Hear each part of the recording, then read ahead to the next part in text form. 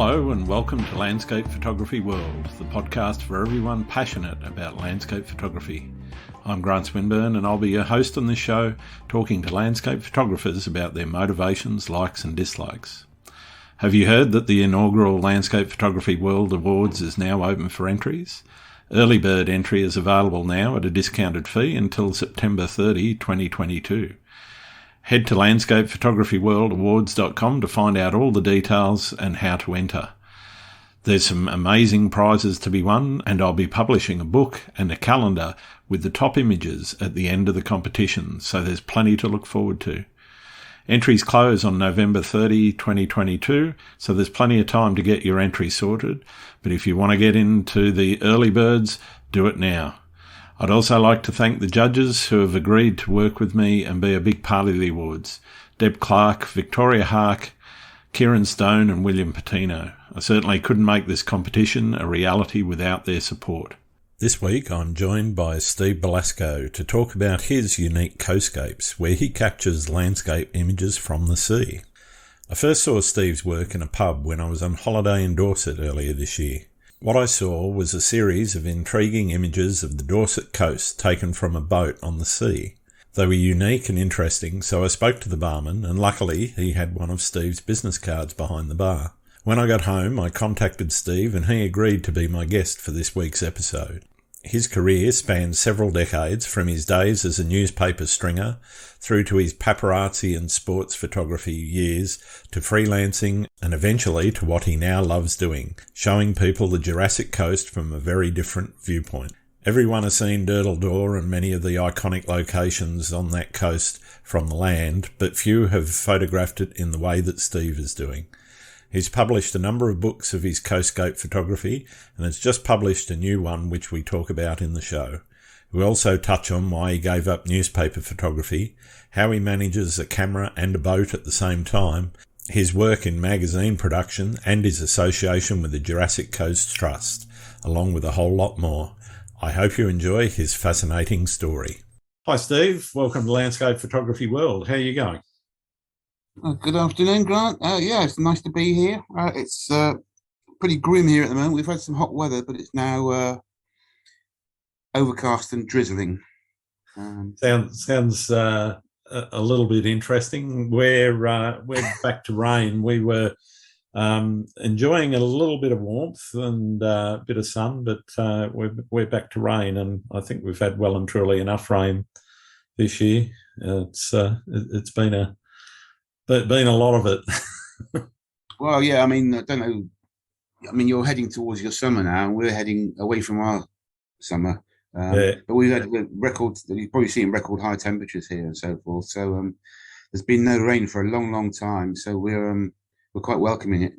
Yeah, no, I don't blame you. I was over there not long ago, actually in June, and I was down in your part of the world, which is actually how I came to find out about you. I was actually in a pub in Abbotsbury, which I believe is just down the road from where you live.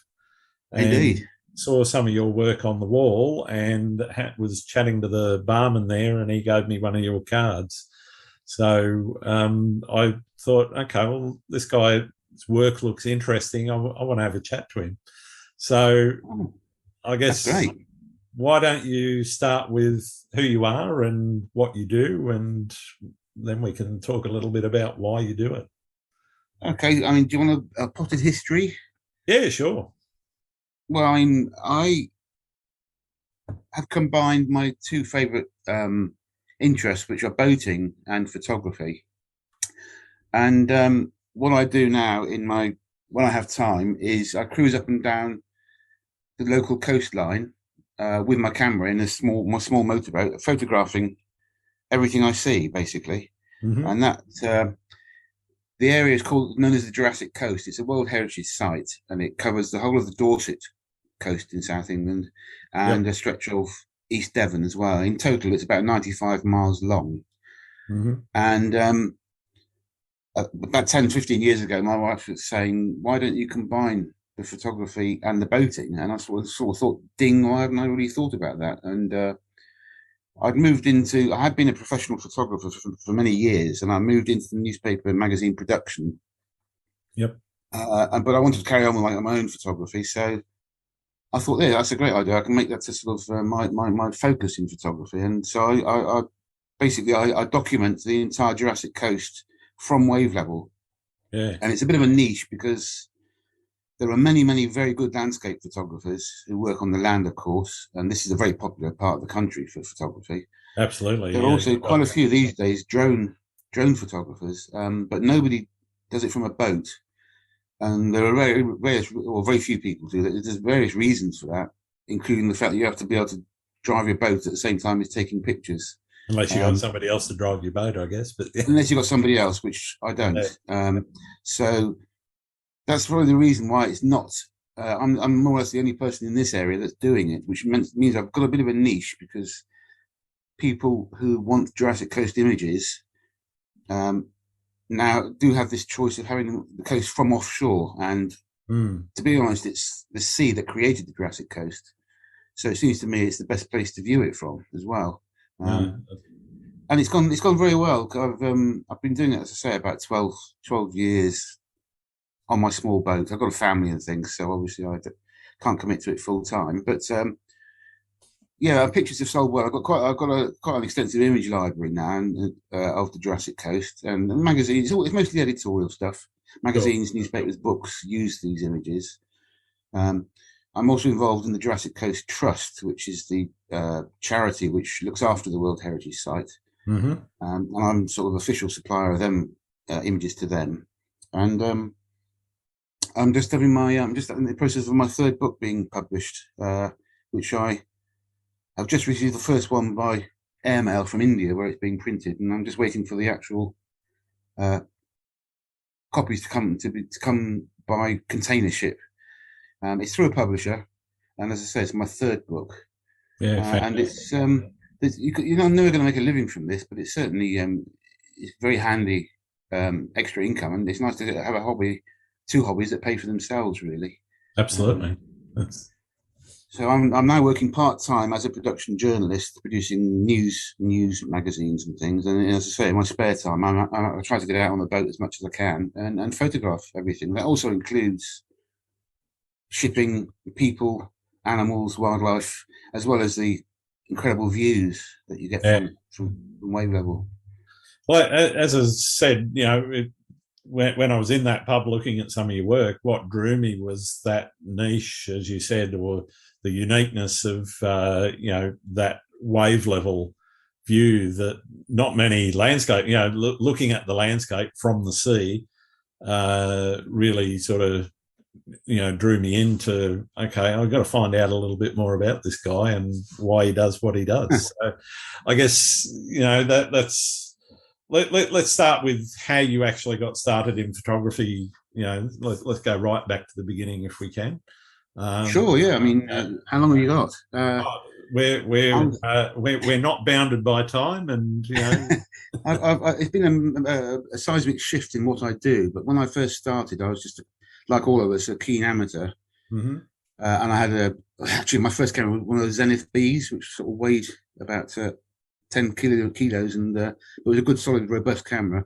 But I became keen on photography, and I thought, very naively, I thought, I think I'll become a professional photographer, thinking it would be very simple. You walk around clicking images, and people will love them and buy lots of them. Going back, early 80s, really, I got friendly with a guy that worked for a news agency in the Midlands in England, where I lived at the time. And he let me sort of assist him, basically, in my spare time. And he was a newspaper agency photographer in the area, and I gradually started getting the occasional picture published in national newspapers of sport, because we were covering a lot of sport in the area. And that went on for quite a while until I started working regularly for the local newspapers as a photographer, part-time. And I was doing the real crap that most professionals wouldn't bother with. I used to have to go out late on a Monday night and photograph darts teams that won their darts match in a pub, and then go home, set my darkroom up in my bathroom, process the pictures in black and white, and then deliver them to the newspaper office the next morning. So I'd be up till like 2 in the morning, then getting up early the next morning again, taking these pictures in, and then I'd get the grand sum of £5 for doing that, and it was the stuff that other people wouldn't bother with. Yeah. So I actually got I got quite a lot of work out through that, and eventually these people that I was doing part-time work for launched their own newspaper in the area, and they got in touch with me and said, "Look, we want a full-time staff photographer on our new newspaper. How do you fancy it?" So of course that was it. Everyone wants to do that hobby for a living, and so that's how I actually became a pro in 1982. That was, and I was a professional press photographer for local newspapers. I moved across over the years to do agency work. I was working for an agency called Raymond's in the Midlands, which at the time was the biggest news agency outside London, and mainly sport because, well, as I say, where we were was a brilliant place for doing sports photography. And I eventually had pictures published in virtually every national newspaper in the country, except the Observer. I never got a picture in the Observer for some reason. But all the Times and the Mail and the Express and the Suns and the Telegraphs, all the nationals through the agency. Mm. Then after a while, I started having, to be honest, personal issues with some of the stuff we were doing. An agency photography, as you probably know, is very cutthroat, and you cover everything. You're the real dregs of society, and we started covering some very unpleasant court cases and stuff like that, and it didn't suit me really. I wanted to be doing sort of cheerful stuff rather than this really cutthroat hard news stuff. And although I did quite well at it, I didn't like doing it. And the last, we did major Crown Court cases of horrible crimes and things, and trying to get snaps of the villains and so forth. And of course, the more sensational the image, the more they absolutely want it. Yeah. And to be like that, you've got to have a certain sort of mindset, really, to be ruthless, I suppose. And I've got a bit of a exaggerated conscience, and I didn't like the fact that we were making a lot of money out of other people's misfortune. And the final thing for me was in 1989, I think January. You may or may not remember the famous M1 air crash that happened when an airliner came down on the motorway. I do recall it, yes. Yeah, and I was right on my doorstep, so I was one of the first photographers on the scene, and I saw some very, very horrible things that couldn't possibly be published. But my agency, we were sending pictures around the world for 36 hours non-stop after that, and we made an absolute fortune. We made thousands and thousands out of it, and I'd seen these terrible. 44 people were killed, and many more were horribly injured. And I just said, I can't do this anymore. This is immoral. We shouldn't be making money out of people's misery. Yep. So I quit the agency and moved back into provincial photography, where people open the door when you knock on it rather than slam it in your face. No, a lot less swearing at you. Well, yeah, and also you don't get sort of Alsatian set on you and all this sort of thing.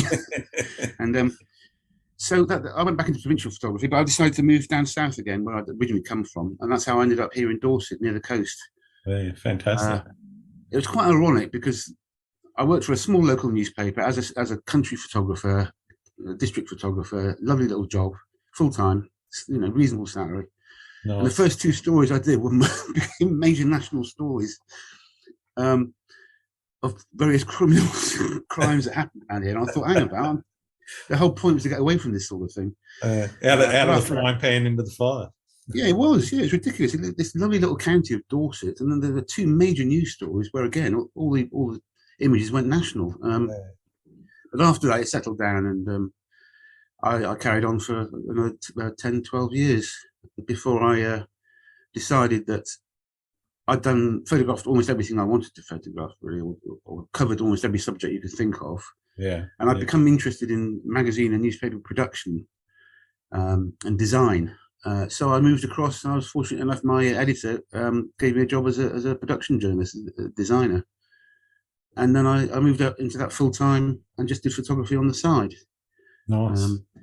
Which was nice because I was photographing what I wanted to photograph, not what other people were telling me to photograph. And, which I think is every photographer's dream. Anyone that goes into professional photography, doesn't want to be told, "Oh, photograph that Coke can, photograph that news story, whatever, photograph that model in a certain way, it has to be to this style or to this brief, and being able to do what you want is really where you want to be, isn't it?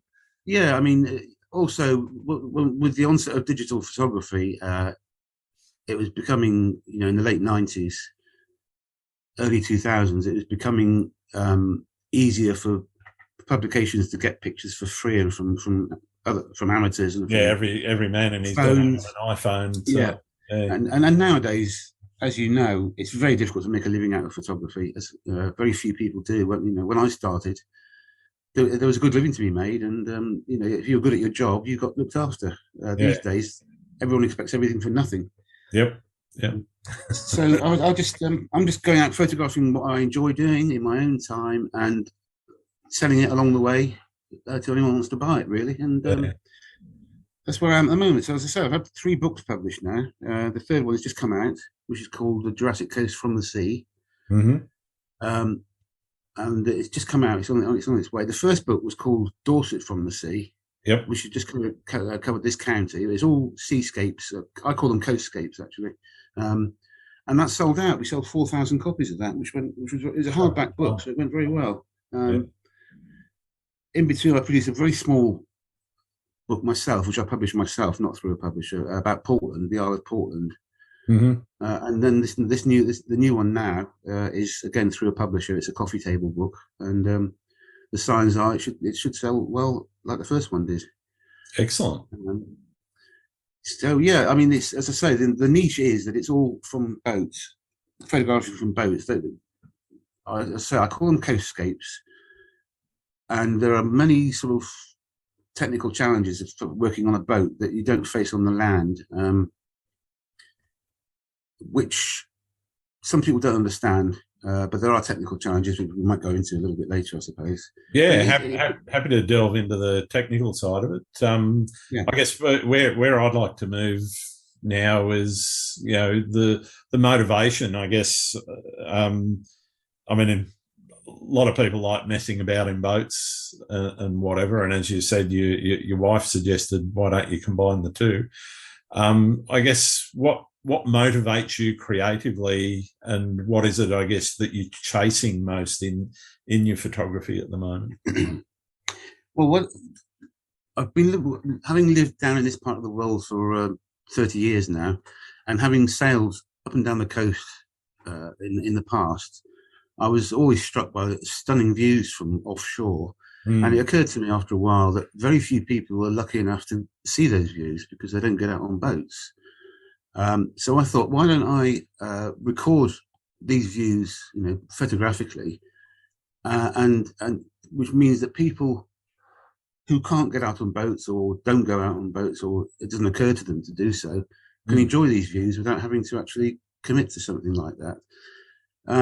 Also, I'm immensely proud of this part of the world. I think it's absolutely, the coastline is just wonderful. It is unique, and as I said before, it has been designated a World Heritage Site because it's unique. But there are so many people out there who have never seen these offshore views.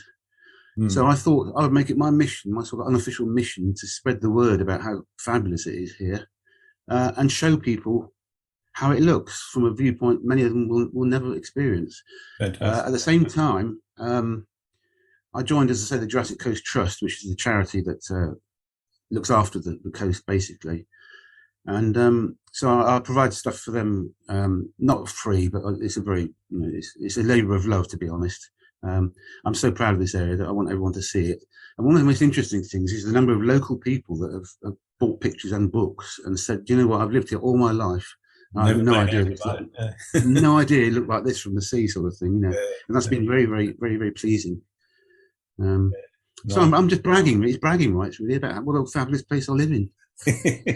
Oh, I can't blame you. I mean, you've got the iconic spots there around Durdle Door, Lulworth Cove, Old Harry Rocks. You could reel off another dozen or so, and you know them far better than I do. But just for some of the people listening that might not know the area, I guess what are the places that you keep returning to simply because they might be the iconic or they might be the less iconic, but the ones that you get drawn back to time and again? And I guess I'm interested again in the why. Why do you keep getting drawn to those places? One of the amazing things about working on a boat is that the lighting is very different at sea than it is on land, and there are several reasons for that. But that's one of the reasons why you go back to certain spots, is to catch them in different lights, at time of day, time of year, and weather conditions, and they look very, very different. Particularly in the west of Dorset, where you've got the very high peaks like Golden Cap and Doghouse Hill and places like that. If you catch there is sand and there is clay and there are different coloured materials, and depending what time of year, what angle the sun's at, they glow different colours. And I always find it fascinating that how different the same place can look purely by nature's light. Just, without I never use filters. I just photograph what I see, and so there are places, as you say, Durdle Door, for example, is probably the most photographed location in Dorset and one of the most famous coastal landmarks in the country, probably. Yep. And millions have taken pictures, good, very high quality images, obviously by pros as well, from the shore. But again, viewed from the sea, it's very, very different. And you don't see that many from seaward. And people always say, it is a unique, I guess, perspective on looking at it, particularly when it's going to be different depending on wave height. It's going to be different depending, as you say, on the light and so forth as well. Yeah, well, I went. There was I don't know, you've probably seen in the last few years, people have noticed, landscape photographers have noticed that at a certain time of year, around midwinter, you can catch the sunrise right through Durdle Door. So in the last few years, a lot of those pictures have been appearing with the sun it only lasts for about a week or 10 days, something like that. That's right, yeah. And so what happened? So I thought, right, I'll go down there midwinter and do it from the other side, because everyone else does it the other way around. And so I went down there a few years back on December the 21st for dawn, and got some fabulous pictures of the sunrise. And the door glowing such a bright orange that which you would not have seen from the land side at all. No, that's right. It's just completely hidden from land. Totally. Yeah. And then, of course, when I got down there was like 30 photographers on the beach, doing the other direction. I was the only person going. And as a matter of mischief, I took the boat through the door as well, just to annoy them. But that's being mischievous. But it's the same. It's lots of people do similar images, but the opposite direction is very, very unusual. And it's not just Durdle Door. There's all the cliffs change colour, and because of the Jurassic Coast has 3 major prehistoric eras, there are different types of materials as you go along the coast. So it does change colour physically as well. When you go down to the far west, it's all sandstone and and mudstone, which is because it used to, 250 million years ago, it was all desert, and that's why it's sand. Then you come up to the main part, which is the Jurassic area of Dorset, and that's 150 million years old, and that's all when the big animals were about. It's all mud and rock, mudstone. And then you get to the far east, as you say, Old Harry Rocks, and it's chalk, which is much younger, which is pure white. And so, there's 95 miles of it, and there's always something new, something different in the view. But then when you factor in what else is going on, which is like the interaction between humans and animals and industry with the coastline as well, it's endless, really. Yeah, definitely. So how much planning do you put into a trip out in the boat? Obviously the one with Durdle Door, you did that deliberately to sort of pick that sunrise in midwinter. But outside of that, let's say you were heading out this weekend, have you thought about that for weeks before, about what it is that you want to do, or is it more of a spur of the moment sort of thing? Not at all. It's very much spur, because I have a very small boat. It's only a 17-foot motorboat. It's a nice little boat, but it's very, very much governed by the weather. I can't go out in any weather. The rain, don't mind. great, I don't mind, but it's the wind that's the issue. It's the wave size. Yeah, wave height. Yeah. So, yeah, so I'm very much governed by that, and then also with still doing other jobs and having a family and so forth, I don't have as much time as I would like. So I when there's a couple of hours spare, I can just nip down, get in the boat, zoom out somewhere, and just photograph whatever I see. A lot of stuff I do at the moment is also I do shipping, a lot of shipping stuff. I work for several magazines like Ships Monthly and Warships, and because this area is very busy with shipping. Yeah, well, you got Portsmouth just up the road, or just up. It's Portland Harbour. Yeah, Portsmouth is out of the area. But this is a very busy area for shipping, and it's a lot of fishing going on, as well as say Portland Port is a thriving port. There are big ships, huge ships, and small boats, small ships coming in and out every day.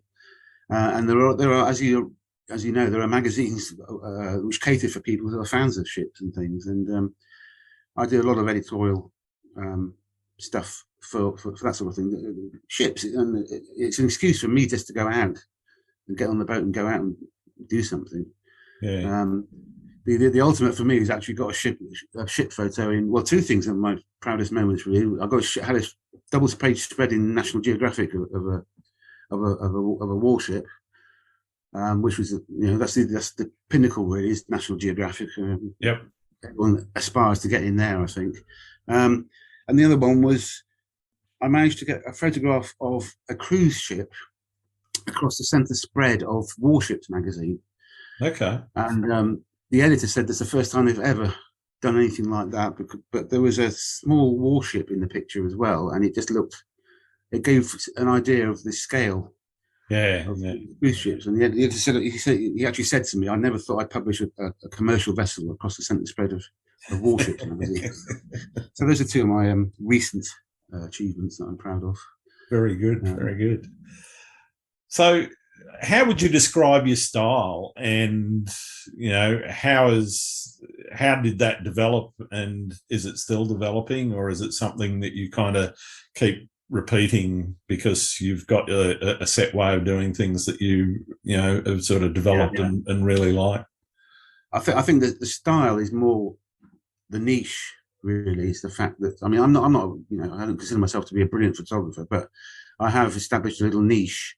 There are various challenges about photographing from a boat. Obviously, the fact that you're moving around in all different dimensions, and it's not just like being on land, because you're pitching, rolling, yawing, and it's quite a violent movement sometimes. So things like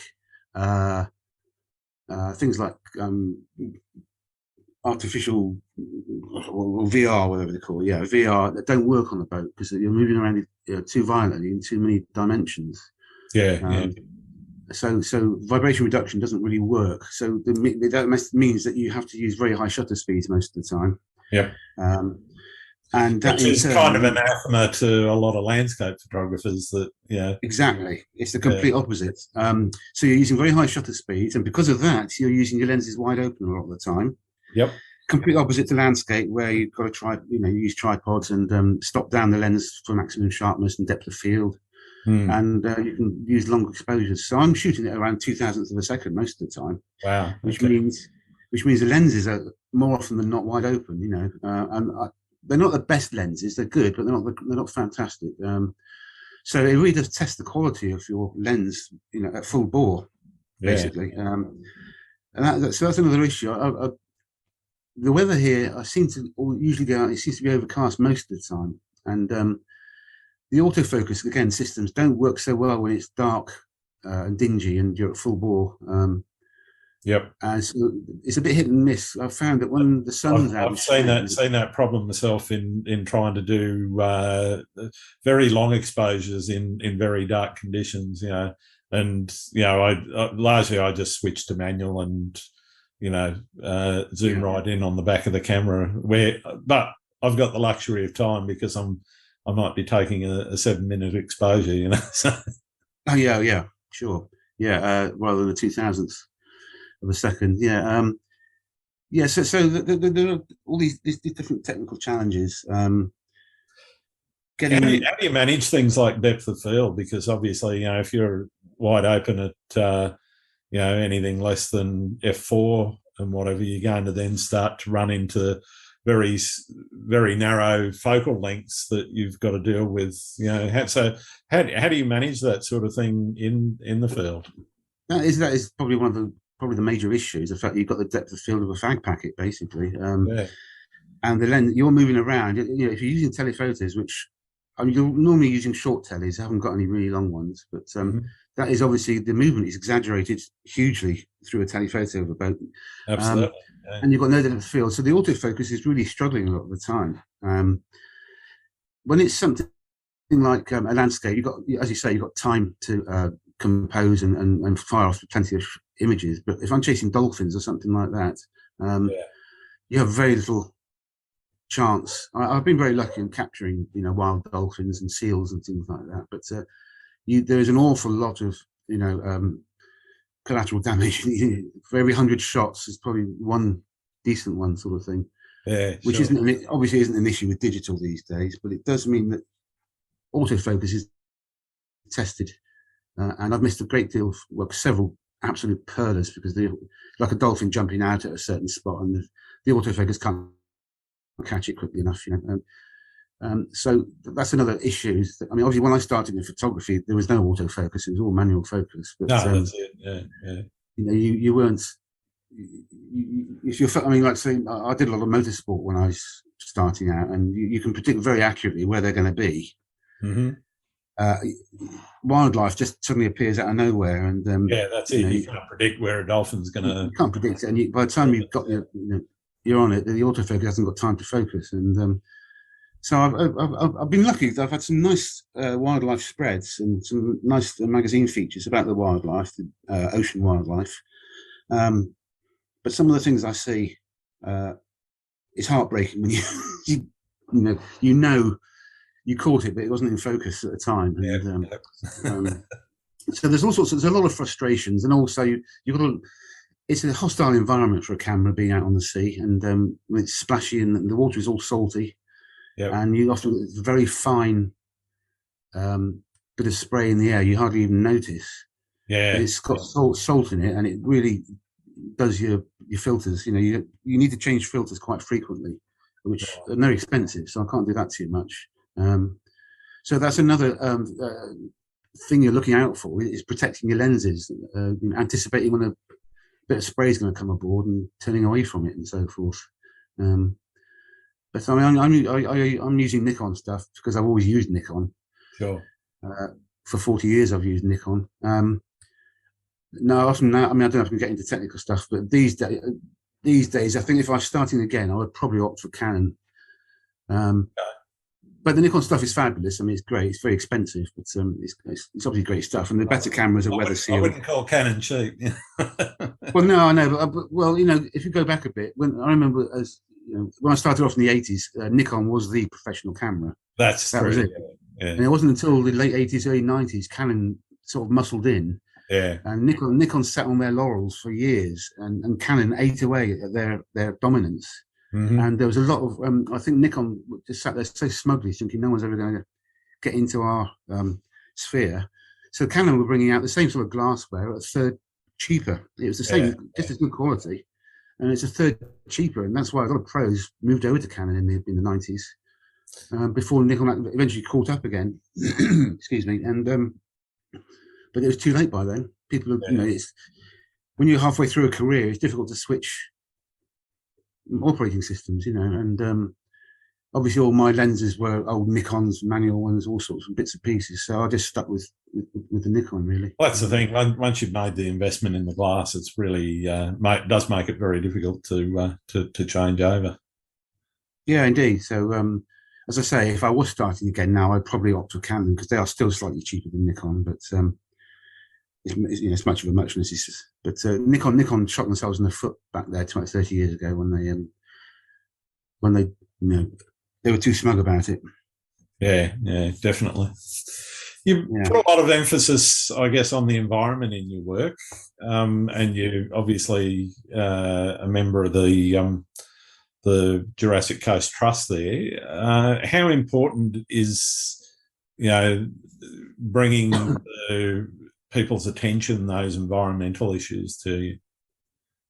Yeah, it's the thing about the Jurassic Coast is it's a live thing. It's always changing. It's eroding all the time. Excuse me. You're right. And that's what created the coast as it is now in the first place, is erosion by the sea. So there's no point in trying to protect it, because you can't. Mother Nature will always take over. So the Jurassic Coast Trust really is just about educating people into understanding why it is like it is, and why there's no point trying to stop natural processes from happening. But one of the things is that obviously things like fossils and dinosaurs are the big draws for the Jurassic Coast. Yeah, it's why a lot of people go. Yeah, and there's a lot of the geology is just obviously phenomenal. People come from all over the world to study the geology there, because for various unique reasons you can't do it anywhere else on the planet. You see certain things, and but for me, I'm no geologist. I know the very basics, and that's it. What interests me as a photographer are the aesthetics. So I'm sort of I don't contribute really in any way to the scientific side of it, but I do contribute to the aesthetic promotional side of the trust. Yeah. Not everybody wants to know about different periods or historic eras or whatever. They just want to come and go swimming in a where there's an attractive backdrop. So the thing, the great thing is we've got some of the cleanest water in Europe here as well. We're very lucky. So you can come here, you can sail, you can dive, you can scuba, you can fish, just swim, you can go boating, go water skiing, kite surfing, whatever it is you want to do. All these different sports with this amazing backdrop behind you, which is like the cream icing on the cake, really. And that's the side of it that and look at wildlife, of course. Yeah, and that's the side of it that I'm interested in, is promoting the beauty, the visual interest of it. There are plenty of scientists in the group which know all about the science of it, but there is a large number of people that just like to come and visit, a tourist, or we want to encourage to just enjoy the environment, basically. Yeah. I was certainly one of those back in June this year. It was, and you certainly got that, aesthetics in spades from my perspective. Some. Did you get out on a boat? Unfortunately, I didn't. I was actually with my wife and her parents, who are in their 90s, so it was not terribly easy. We stuck to the land, unfortunately, while we were down in Dorset. But it was. For me, again, I didn't get to do some of the photography that I would have liked, but it was just marvellous being there, and really enjoyed, being in the environment down there. It's just an absolutely stunning area, and anybody that misses out on getting there is definitely missing out on something, that may be a once in a lifetime opportunity. Yeah, well, as I say, it was actually 20 years ago. It was awarded World Heritage status, which puts it right out there with, the Grand Canyon and the Great Barrier Reef, of course. And it's that important to Earth science. This little stretch of coast here. Yeah. Let's say from a photographic point of view, one of the other interesting things, as I mentioned earlier, is the lighting. You get this very unusual light when you're on the water, because the sea acts like a giant reflector, really. Yep. So you've got this fill-in light coming from below, which gives you lovely tonal ranges and all sorts of different colours that you don't normally get on land. You haven't got that bounce back coming from the water.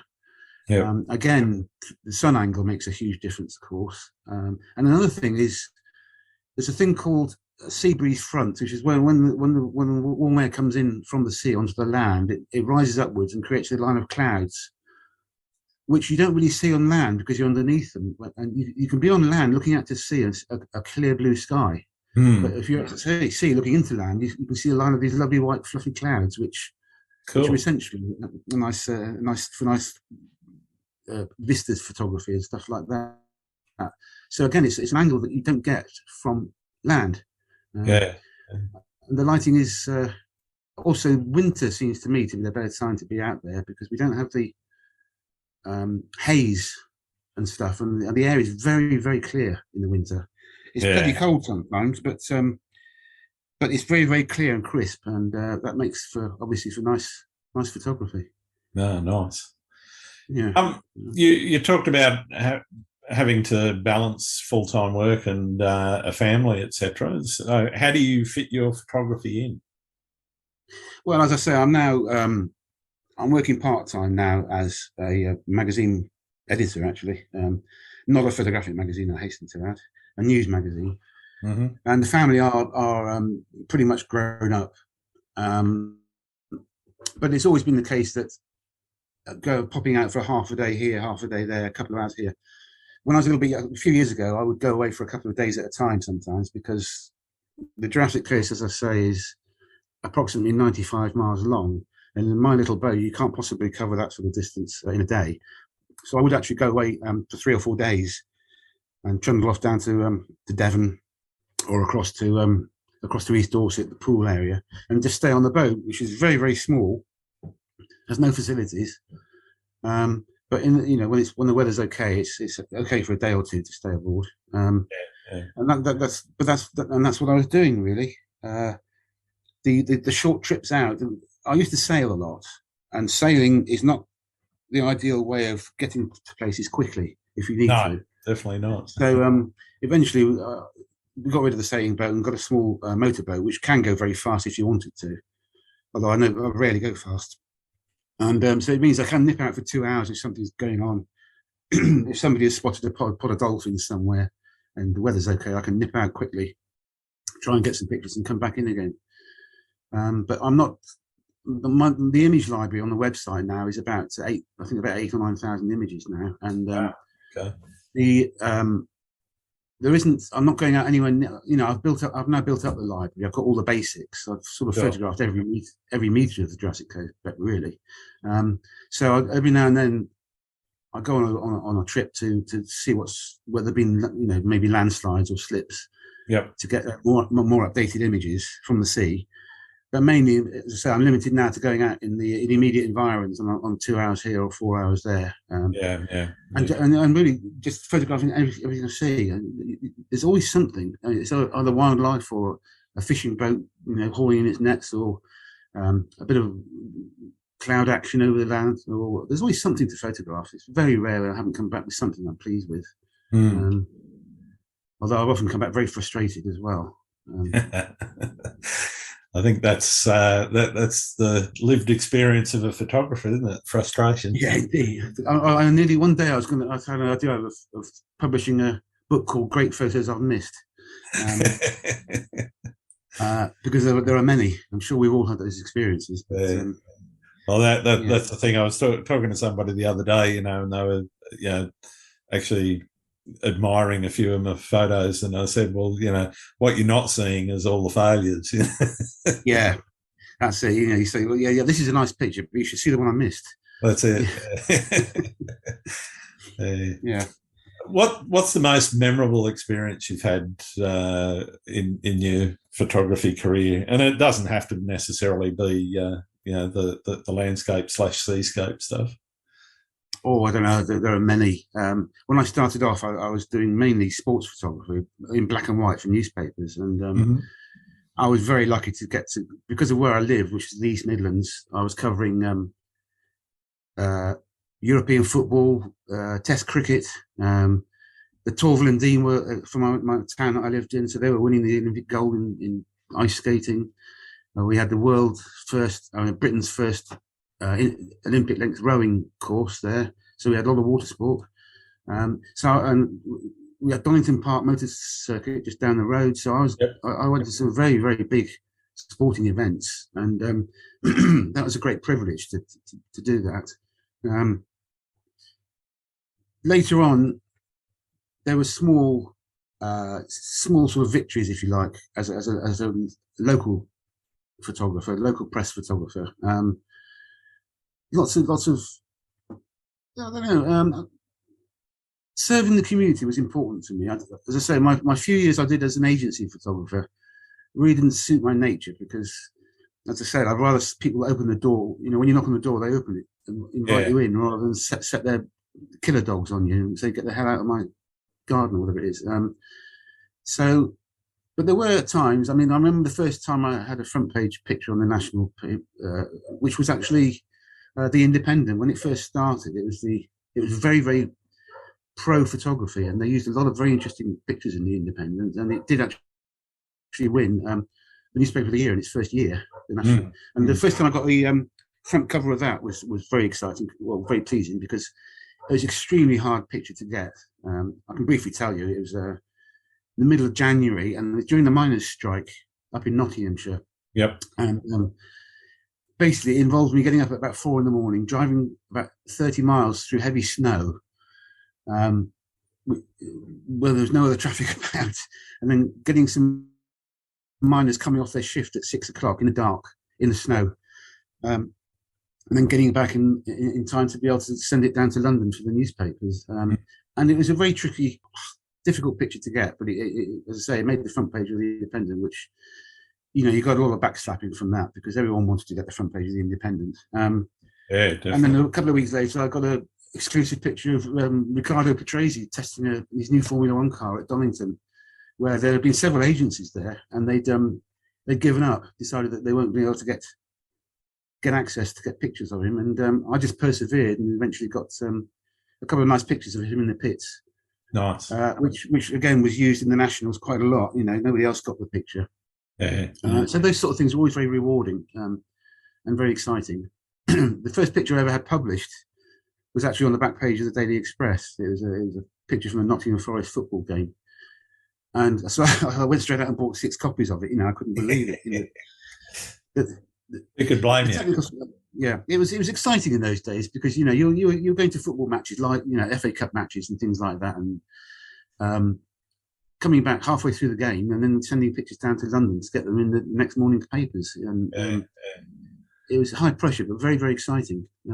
And you know, I guess the other thing in getting your shot selected, you know, you've probably taken, I don't know, you know, a couple of hundred shots or something, and you know, every other photographer at other games, etc., has done the same. So, you know, getting your one selected out of that's probably, you know, or definitely going to boost your ego a bit, I guess.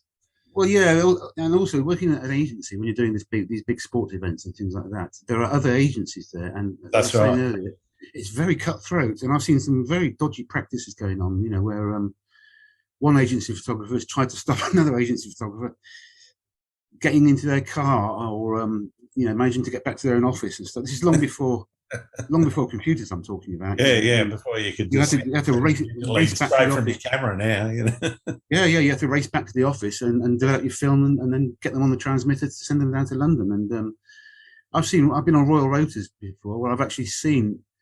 Well, you know, you get these crowds of like 8, 10, 12 photographers really packed together on the rotor. Yep. And I've seen agency photographers lean around and pull the plug out of the flash guns, you know, in the old socket of somebody in front of them, you know, without them realising it. And you know, really, really quite dastardly deeds. You know? You have to. That was quite exciting stuff. It was in those days. I can imagine. What have you learned about the world through photography, and you know, not just the dastardly things that people do, but well, I've always been a bit of a skeptic about the world anyway, and the media has been obviously, most people until relatively recent got all their information from the media, and it certainly taught me how powerful the media is. Obviously, in the old days, it was just a printed media, but now, of course, TV and radio and whatever. And I never really understood how the media really does govern public opinion, really, more than anything else. And it doesn't matter what our leaders say. it's how what they said is presented that people actually. Yeah, it's how that gets manipulated and spun. Yeah, it's all manipulation. Nothing is really true.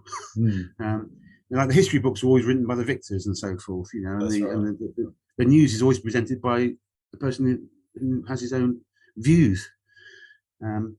But also, as a provincial photographer, you really do see the good side of people. People do phenomenal things that they don't have to, just to help others and so forth. Always, it's not all doom and gloom at all.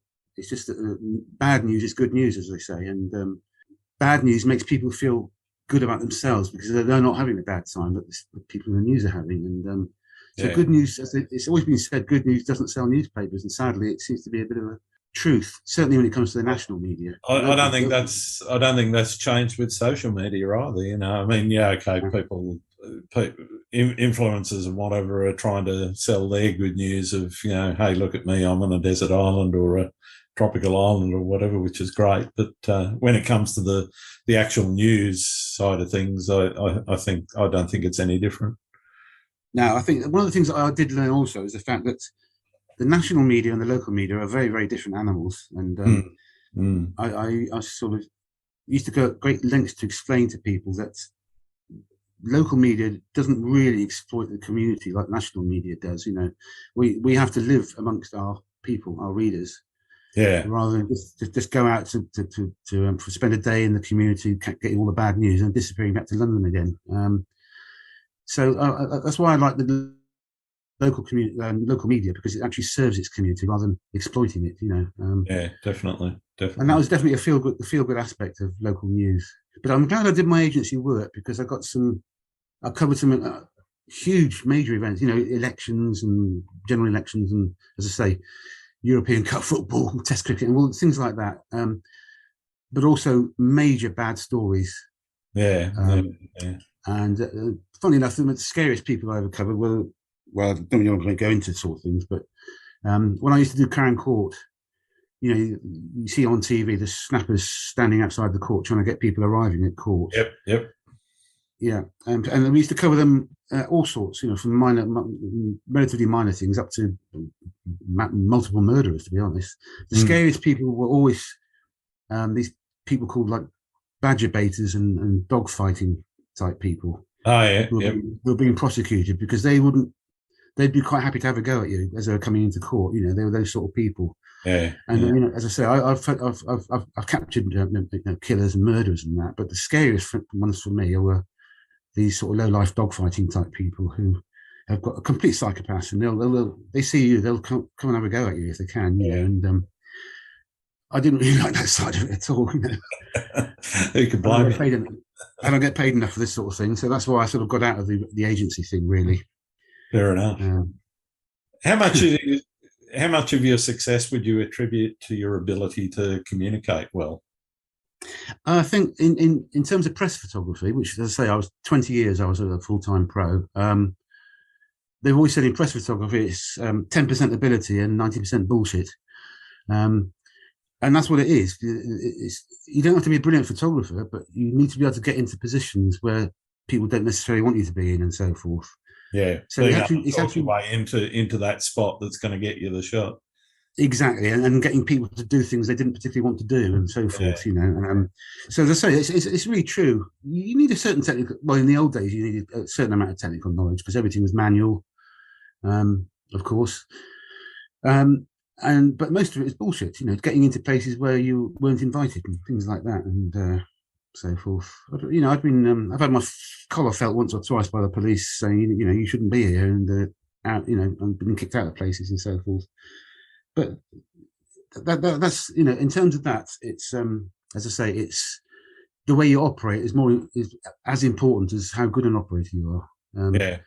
But when it comes to what I'm doing now, it's, as I say, there are technical challenges, but they're very different to the ones we used to face in the old days. And it's much. I'm doing gentle stuff now, stuff that's it's pleasant, it's gentle. As I say, the big rewards now. The books I've had. As I say, my third book just coming out. Sorry, I keep harking on about that. No, that's fun. It is lovely to see, mate. Yeah, it is lovely to see stuff in print. Many people don't realise that to get the quality good enough for glossy printing is more difficult than getting a picture that looks great on the internet, as you know. Yeah, absolutely. There is a huge increase in quality, really. So you have to you have to be quality focused. And when I was, in the old days, the content of the picture was far more important than the quality. If you're working for a newspaper, they want a picture of something that you can't get. They'll rather have a really crap picture than no picture at all. They still want the picture. Whereas these days, if it's slightly out of focus, but you can still see who it is or whatever, they're fine with it, as long as it's got the drama or the story. Yeah, I mean, the best picture, the most successful picture I ever did was an out of focus picture of a guy arriving at court, being smuggled into court by the police. Yeah. And I just managed to find this. I was the only photographer there. I managed to find a slot where I could just get an angle where I could get his face. This guy, and this guy was he was a very serious criminal, and I got this slightly blurred, not too bad, but slightly blurred, very grey black and white image of this guy's face. He was called Michael Fox. He was a famous villain many years ago, and the picture went everywhere. Nobody else anywhere had a picture of him. I had the only pictures of this guy, and the picture itself made well over £2,000, and that was back in the '90s. Wow.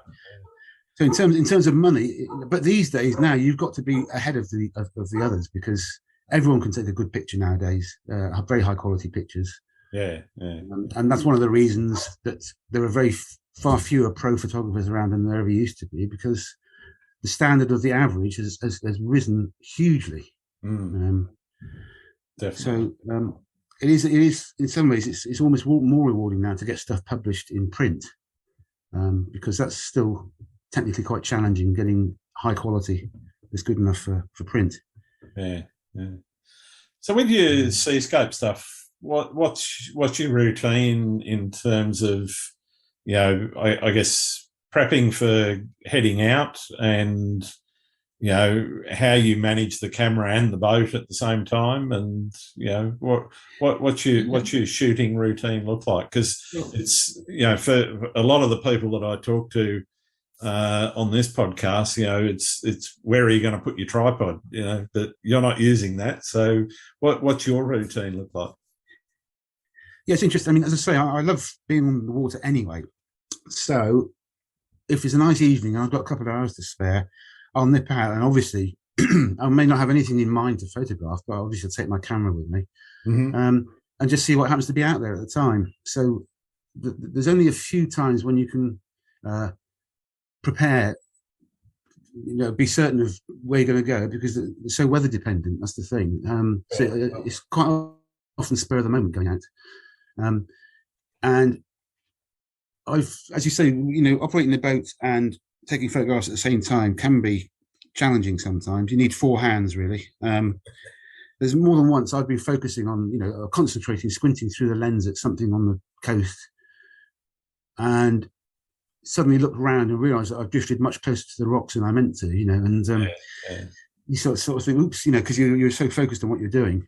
As I say, I very, very rarely go out with anyone else. A dog comes with me sometimes, my sea dog. Another thing is, as I say, being weather dependent. I got a phone call a few years ago from somebody on Portland saying there was a big pod of dolphins swimming past, and I hadn't got a lot of dolphin pictures at that time, and I went down to the boat, and this was late winter. It was late March, I think, and the weather was quite rough, and it was very, very marginal about whether I'd go out or not. So, but in the end, I decided to give it a go. And the thing about boats is, the rule is go out, see what you think about it, and you can always come back in again if you need to. But so I went out, and it was very rough, and it was very marginal. But I managed to get some very nice pictures of dolphins, some of which went into the nationals. But at the same time, I was really getting thrown about, and I came back black and blue from that trip because I was falling over all the time in my small boat in the waves. There were some big waves out there, but it was worth it. But as I say, it was marginal, and that's one of the decisions you have to sort of make on the spot. You can't really judge from 20 miles away until you're there. Yeah. So And Go on. One of the things that I can say about Nikon gear is that it bounces quite well. Yeah.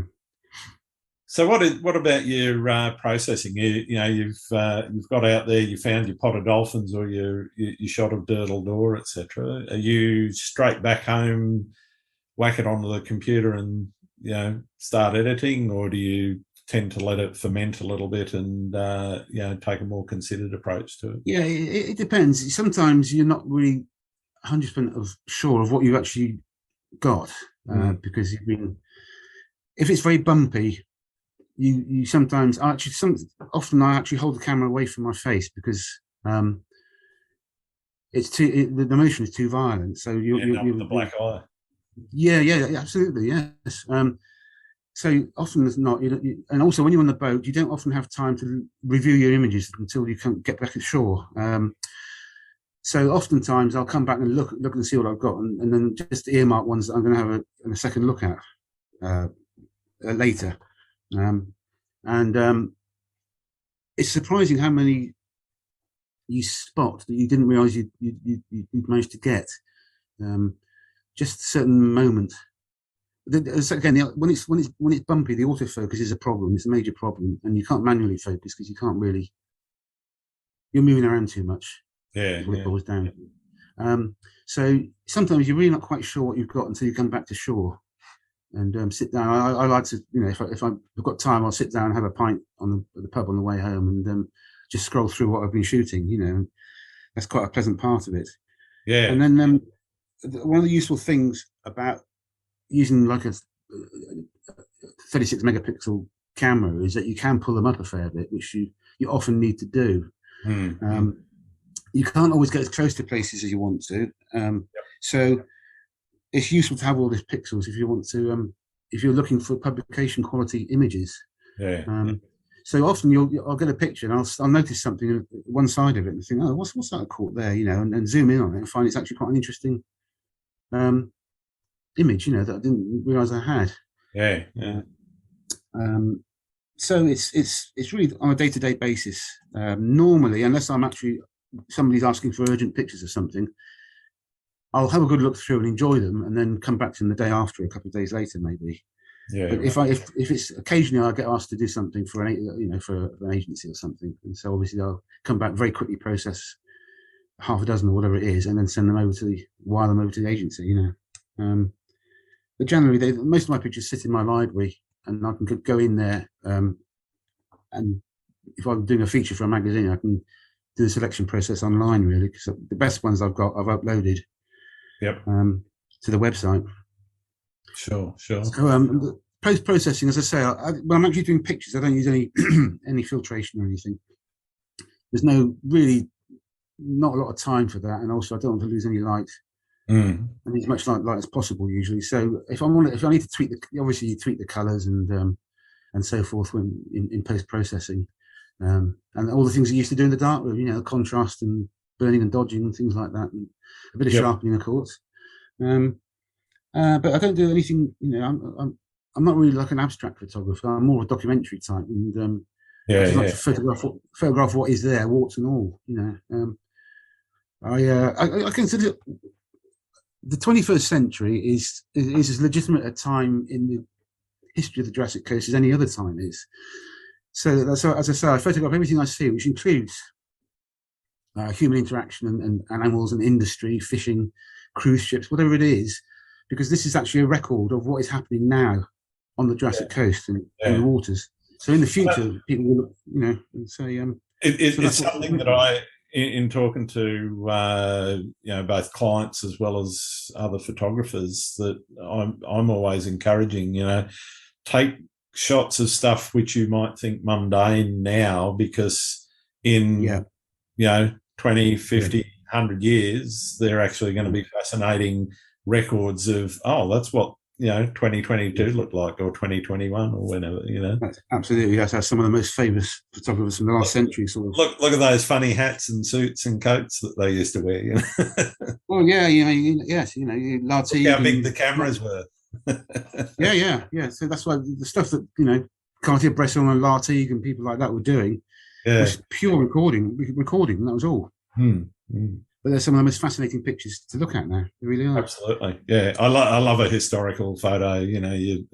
I've seen some amazing stuff of my hometown here in Sydney from, the very earliest days of photography right through, the 1920s and 30s and so forth. And, I think it's marvelous because you can sit there and try and work out, okay, well, where was that taken? And you can replicate it and you can do that comparison of, well, this is what it looked like 100 years ago. Here's what it looks like now, Yeah, that's the job of a documentary snapper, really. It's recording the now. Definitely. Yeah. Have you ever hit a creative wall? I wouldn't. I'm not a particularly creative person, I wouldn't say. My strengths, personally, I think my strengths have always been composition. I've always had a good eye for composition, and sometimes, which isn't really being creative, although when you can creatively crop an image, obviously, and you can completely change the composition of an image by how you crop it.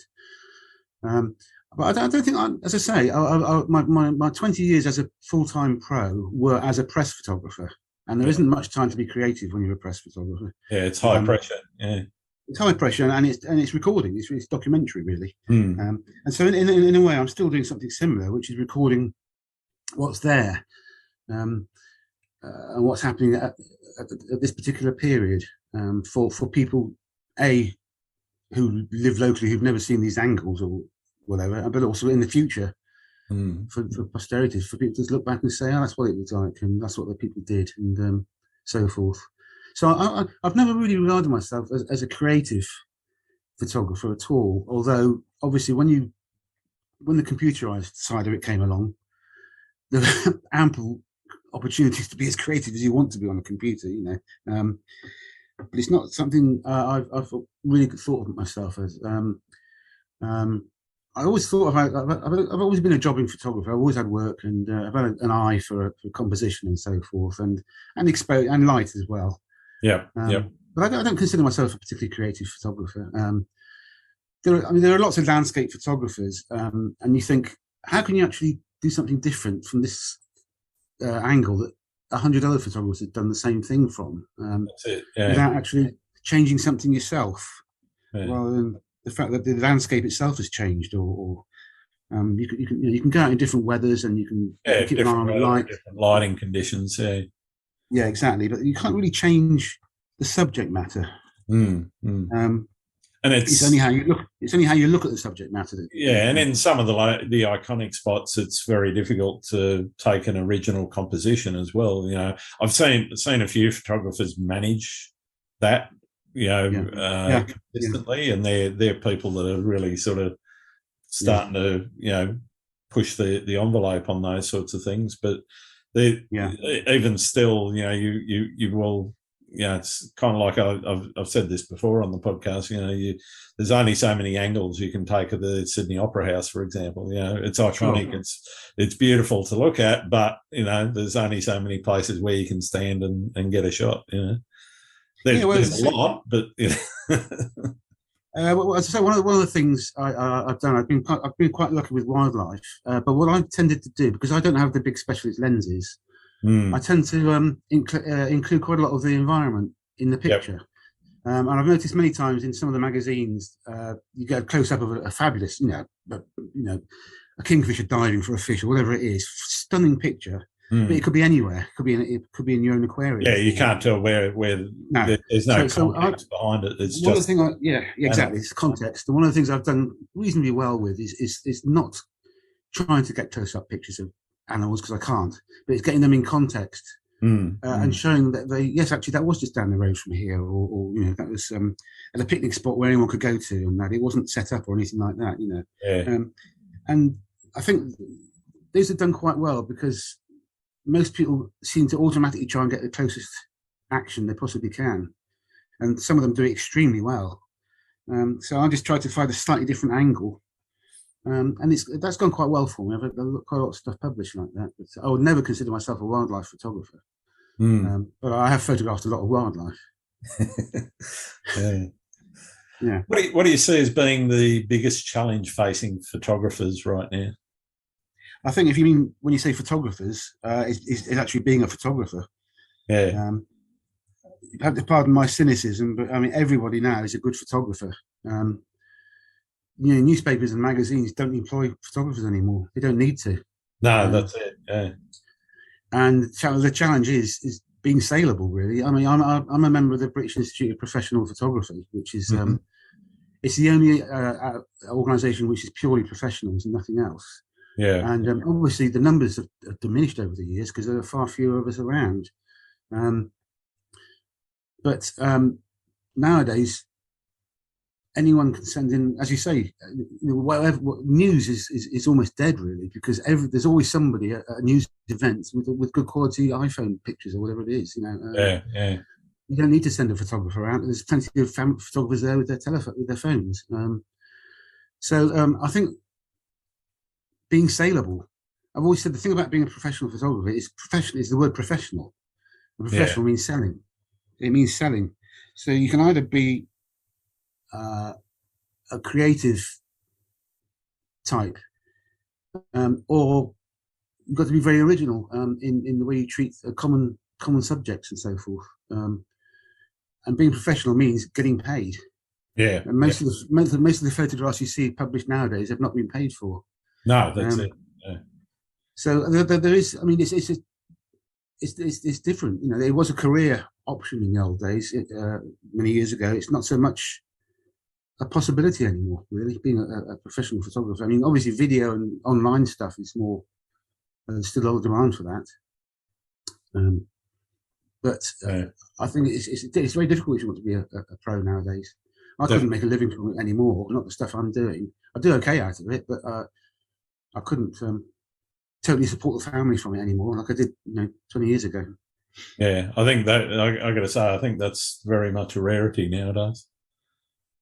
Yeah, I mean, obviously things like weddings, there'll always be demand. Yeah, and if you can get into fashion, Yeah, but that kind of tends to be a little bit more niche in terms of you've got to have the studio, you've got to have the gear, and when I say gear, not just the cameras and lenses, but also the lighting and reflectors and all the rest of the other stuff that. Well, yeah, I mean, most it's all very cliquey. It's all very cliquey, isn't it? As well. Yeah, very very hard to break into unless you. It's more these days. It's more about who you know. That's right. Yeah. I mind you, I don't know that that's ever changed. No, I just think it's more now. Yeah. As I say, I keep harping back to the old days. But if you're a good photographer, you can always get work. Oh, definitely. Yeah, definitely. No matter whether you knew people or not, if you were good at it, then someone would buy it. You could sell it. But these days, it's very, very, very much who you know. Yeah. Yeah, very much about that. Yeah. What do you see as the future of photography? Well, I mean, it's obviously the digital side of it is people are creating extraordinary images nowadays that were absolutely totally impossible 20 years ago, unless you painted. You couldn't do it in photography. So you're starting to see very interesting, unusual pictures that would only have been from artists in the old days. Obviously, there's an argument that photographers are artists or they're not artists, depending on the point of view. But now you can be far more creative and easily than you ever could before. Definitely. I obviously, as I say, I used to look at stuff photographers were doing, and a Dali-esque type photography where you get things going sideways or stuff frozen in space or whatever it was incredibly difficult stuff to do. Incredibly difficult. You can do it very quickly now with and with very cheap equipment too. Indeed. And also it's getting more. I'm noticing there's more and more software coming out for computers now, which says, "Here's a collection of skies." So you don't even have to bother looking for a decent sky. You go, you don't have to wait for the weather to be good. You just you just I'll go through my sky, my cloud collection and decide what backdrop to put in it. So the whole the whole concept of photography has changed massively. Yeah. I don't know. I don't know where the future lies. There's always going to be a demand for printed. I think people will still always want to have books, and some magazines and things. The internet and digital won't take over from everything. No, definitely. So there'll always be some sort of small market for high quality, reproducible imagery. But it's getting more and more. It's the quality. That's the only thing is the quality nowadays. Top photographers have to produce very high quality stuff for it to be printed. Yep, definitely. And that's still a challenge for amateurs, really. And telephones. Yep. Yeah. What advice would you give to a 10-year-old Steve? A 10-year-old? Yeah. Bloody hell. I assume you're talking in terms of never get married is what I would say. But if you're talking in terms of photography, just do what you like. Do anything you like. You don't have to obey any rules anymore. You had to know the rules in the old days before you could break them. Yeah. Like exposure had to be right, or else you wouldn't get an image. Yeah, that's right. You really can get a silk purse out of a sow's ear these days. You couldn't in the old days. So if you want to do photography, then do it, please. It's great, but don't expect to be able to make a living out of it anytime soon, really. But enjoy it. If people are, it's more pictures have been taken now than have ever been taken before, obviously, and the quality is fabulous. Or the content is fabulous now. But it's not the slightly sort of unique position that it used to be. No, definitely not. Yeah. I know what I mean. I can't quite put it in words, but I know what I mean. I'm pretty sure I know what you mean too. Yeah. What's your favourite thing about being a photographer? That's a good question. So in the old days, I like the fact that you were serving people most of the time. People were inviting you to take pictures of stuff, and it pleased them. And there was a certain amount of skill involved, not just in taking the images, but processing afterwards and so forth. I don't know what it is actually. I've always been sort of into aesthetics, really. Visuals have always been important to me. Some people are not particularly interested in aesthetics, but for me, I've always been interested in aesthetics. I like a sense of balance and symmetry and so forth. So when I take a picture that I like, often other people cannot see what it is I like about it. But but to me, it just pleases me.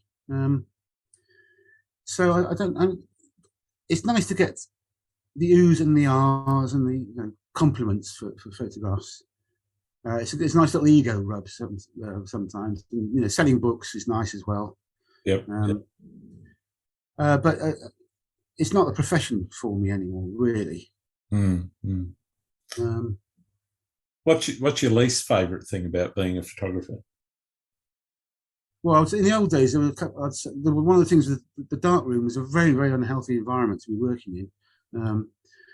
And most of the people my sort of age I know have got various issues from the use of breathing in chemicals or sticking your fingers in chemicals and so forth. And there were various. It was an unhealthy environment being in a dark room.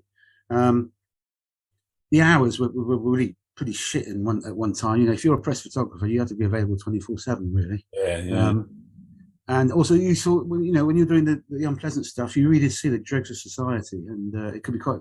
I'd come away from some jobs quite depressed sometimes. How can people do certain things to each other or whatever? But I think these days, unless you're in the press side of things, the reportage side of things, there's nothing really negative about photography, is there? No. I mean, you could argue. I say in reportage, there's the intrusive side of things, but people that don't want to get photographed don't have to be photographed. No, that's right. Yeah. Most of the time, 90% of people who object are actually quite pleased. Paparazzi and all that stuff. I don't like the way that when digital first started, there was a lot of editing of images, so they were actually presenting false images totally. Yeah. Well, I don't know that's entirely stopped either. Oh, it certainly hasn't stopped, but it's not quite as overt, No, I remember the sun was bloody terrible. It's also becoming harder to detect. Yes, that's very true. But the sun was, some of the newspapers really were absolutely completely shameless about it, and they would. I remember there was one famous picture. There was two famous celebrities who I don't think knew each other very well, and somebody else was in between them, and the three of them were walking along together, and the newspaper completely took the middle person out and made it look like two celebrities walking hand in hand. Yeah. And they really hardly knew each other, these people, and that was the really worst time when the early digital days were really bad. People now are much more suspicious of images. They don't trust them so much. Yeah. But also, the reverse side of that is that sometimes people don't believe that an image is genuine. Yeah, you show somebody something and they go, "That's not real. That's been photoshopped. That's not real." And in the old days, that wasn't an issue because you couldn't really fiddle images, really, not very easily. Yeah, yeah. Well, nowadays, you could, but it was a lot more effort. Well, as I'm saying, you couldn't do it easily, and you had to have quite a lot of skill to be able to do it. Nowadays, people just say, "Oh, that's been photoshopped," Yeah. No, honestly, it's not. It's genuine, and a lot of the time now they want to see originals, although people want to see original files. If you're in competitions, anyway, which I don't really go in for, but you can understand why. Definitely. What do you like to do when you're not out shooting? Sleep and drink, basically. Yeah. What are you drinking? Are you a real ale man or a cider man? I was very much a real ale man until fairly recently, and I've moved over onto cider now. But living in this part of the world, it's lovely. The best of both worlds, I think. Yeah. Take the dog out for a walk quite often every day, and I'm still working, as I say, on production, magazine production from home these days. And I like to. One of the things that's nice to do is dig out old images from 10 years ago, maybe, and go through them and think, how did I miss that one before? I'll have another go at that one. And that's another thing. I'm going through old stuff and thinking, that's actually a good picture. Why didn't I proceed, do something with it? Yeah. And my wife always jokes. My wife always jokes and says that I often say, without even realising it, bloody hell, that's a good picture. Did I really take that? Yeah. So sleeping and walking the dog, really, and going out on the boat when I can. Yeah. Are there any photographers out there that you think I should be talking to? Oh, currently, yeah. I don't know. There's a guy. There's a very good commercial photographer who lives quite near here, and he's. I used to work with his wife in newspapers, and Paul. I don't know his surname now. Paul. I'll tell you in a minute. Yeah, no worries. He's a very modest chap, and he actually flies all over the world doing very large format cityscapes on one of these. It's all way above my head, but one of these really large format cameras. Yep. Which are like 200 megapixels or something like that, and he's producing some of the most incredible pictures I've seen of cityscapes. And he has, some of his clients are really, Hollywood and Far East. He goes all over the world taking these pictures, and when you look at them, the depth of information in there is just mind-boggling. Yeah. Paul Reefer, I think his name is REIFF. Okay. Paul. He's in the BIPP. If you go to the BIPP website, that's the British Institute of Professional Photography. He's in there, but he's a very modest chap. But certainly he's very interesting. The stuff he talks about, I don't even know what he's talking about half the time, but it's interesting. I'll definitely look him up. But there are a lot of good photographers around. Always have been. But it's harder and harder to sort the wheat from the chaff these days because of the quality that is standard. Yeah. That's why I've got a very long list of people to talk to. Well, yeah, I mean, a friend of mine who I used to work with on newspapers called, he now works for Getty Images. Mm-hmm. And his name's Finbar Webster. He's a press photographer. He's an out-and-out press photographer. He's not really landscape. Yep. But the thing about Finn is I always used to say he always gets the picture. He always gets the picture. No matter what job he was assigned to, he always comes back with a picture. Astonishing chap, but again, it's not really landscape at all. No, that's okay. That's fine. I mean, in the old days, as I say, I like the documentary guys, Cartier-Bresson and Jack Henry Lartigue and Bert Hardy and people like that. So I used to love their documentary stuff. Landscapes, I don't know. So many landscape photographers out there these days. Yeah. But I was certainly. I mean, if you can include cityscapes or urbanscapes, to me, even to a certain extent, not so much the people watching side of street photography, but street and architecture photography, I consider to be part of landscape photography, because it's kind of like the intimate landscapes you see of people taking, patterns in rocks or patterns in the bark of trees. Well, the urban landscape is, it's a landscape. It's the interaction and interplay between humans and the environment that they've created for themselves, I think, is another valid part of landscape photography. Some people like to make that natural landscape is what they mean by landscape photography, and they may even exclude seascapes, but for me, that broader, terminology around landscape incorporates the city and streetscapes. Yeah. Yeah, no, I would definitely recommend Paul Reifer. As I say, it's Reifer. And if you Google him, he's on Wikipedia and things like that. And he's quite modest, because most people will never ever have heard of him. And yet he gets on with his job, making a blooming fortune out of it as well. Nice. And he's probably one of the best photographers you've never heard of. And he lives on Portland, so he lives quite near here as well.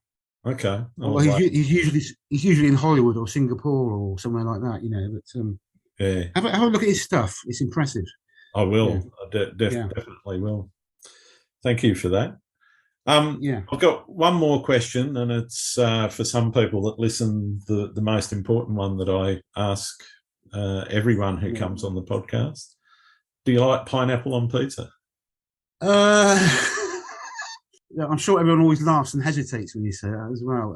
Some do, some don't. Some people are very adamant yes, and very adamant. One of my problems is I've got a lot of, over the years, I've acquired a lot of splinters from sitting on the fence so much. And I am very much a fencer. So yes and no, really. I've always tried to be a bit of trying to see the other side of any argument, really. And I like pineapple, but I'm not necessarily on pizza. Fair enough. On the other hand, you can put anything on pizza now, can't you? Well, that's it. I've seen some very bizarre combinations in my time, but well, yes, yeah. I once had a meal at I can't remember, a famous restaurateur chef that combines the most ridiculous things, like crab meat and chocolate and things like that. Ridiculous. Okay, wow. Heston Blumenthal, that's it. Yeah. I'm familiar with his work. Yeah. Yeah, and I must admit, this just the from the aesthetic, I just couldn't touch it. Yeah, fair enough. You go so far, and it just becomes pure. It becomes gimmick after a while, doesn't it? And yeah, I think you're right. I think basically with anything, if you like it and it doesn't harm anybody, go ahead. That's it. That's exactly it. Yeah. All right. Well, thank you very much for taking the time to talk to me, Steve. It's been really fascinating talking to you and listening to some of your amazing experiences. Where can people find your work? Well, stevebelasco.net will give you all sorts of options. That's the place to look. As I say, anyone that's interested in the books, you can order them offline now. Online now, rather. So that's something as I say, I'm a bit of a technophobe. I wouldn't say, I don't dislike technology. I just don't understand it very well. I'm not a Luddite. I do understand how clever it is and how wonderful when it works it is. But I've set up, I have my own website, and it's been quite a journey getting it set up and everything.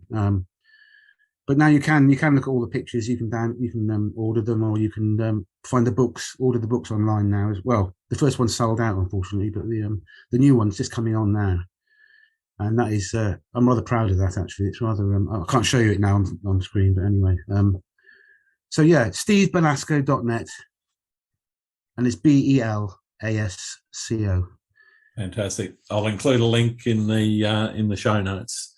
Thank you very much, Steve. It's been a pleasure, Grant. Thank you very much. Thanks again for listening to Landscape Photography World. I hope you enjoyed the show, and keep listening because I'll be joined by some great guests in upcoming episodes. You can find my work in this podcast at grantswinburnphotography.com. I'm also on Instagram, Twitter, YouTube and Facebook. I'm Grant Swinburne. Hope to see you out shooting soon.